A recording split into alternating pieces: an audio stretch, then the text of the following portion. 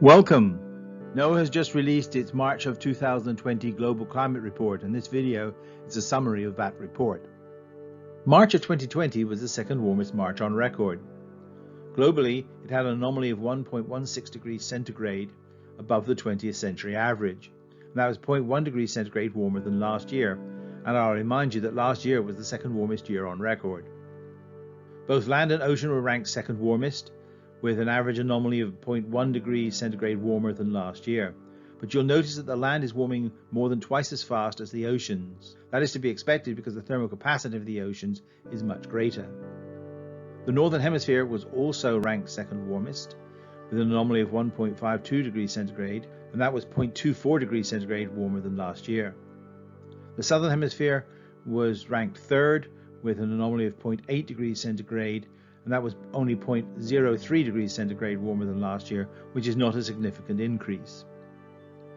Overall, we've had 423 consecutive months with temperatures above the 20th century average. That means if you're under 35 years of age, you've never experienced a month that is globally cooler than average. And so I suspect if we ever got such a month, we'd all consider that bitterly cold. Let's take a look at what the temperature distribution is across the globe. This is a map of the departure from the long-term average, and you can see there are both hot and cool spots. You have Western Canada being very cold, whereas the southeastern United States warm. There's that interesting cool spot off the southeast coast of Greenland, and there's another one off the southeast coast of South America. India was also cool, but look at Russia. It's very, very much above average across the whole of the country, as is China. And it's nice to see Australia not setting new records. Over here in the Eastern Pacific, you see that there's a mixture of both warm and cold water. That means we're still in ENSO neutral or La Nina, El Nino neutral conditions. And that looks as though it's going to persist for some time, and I'll talk about that a little bit more later. Now, the last map did not show which of those pixels were records, either high or low. This one does. This is called the percentiles map. Record lows are indicated by dark blue, and record highs are shown by dark red. As you can see in that area off of Greenland, there is one pixel that is showing a record low. It's been a long time since we've had one of those. However, there's hundreds of pixels that are record highs. And those are all over the map in South America, North America, in the Atlantic Ocean, Russia, in the Indian Ocean, and in the Pacific Ocean. So all round, there's new record highs being set everywhere. So that to me indicates that we still have a warming planet. There is another way of looking at this battle between record highs and record lows, and let's look at the daily temperatures from each individual station. In March, we had 6,592 new record highs set, compared with just 2,735 new record lows. That's a ratio of 2.4 to 1. We can also look at year to date. We've had nearly 30,000 new record highs and 7,200 new record lows. That's a ratio of 4 to 1. By both measures then, we still have a warming planet. My preferred way of looking at this is to put together this matrix which shows the ranking of each month compared with the previous 140 months. You can see there March of 2020 is ranked second. This enables us to compare each year as we go along. So far, 2020 is outranking 2019, which was the second warmest year on record, only second to 2016. I've added a slight innovation here. On the left, I have added some boxes.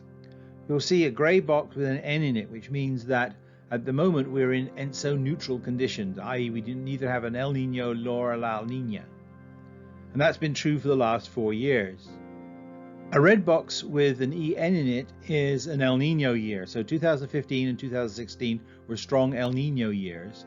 If we had any, a blue box with an LN in it would be for La Nina.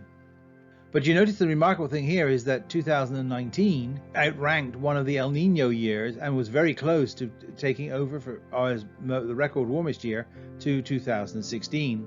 And now we have 2020, also neutral El Nino year so far, ranking up with 2019.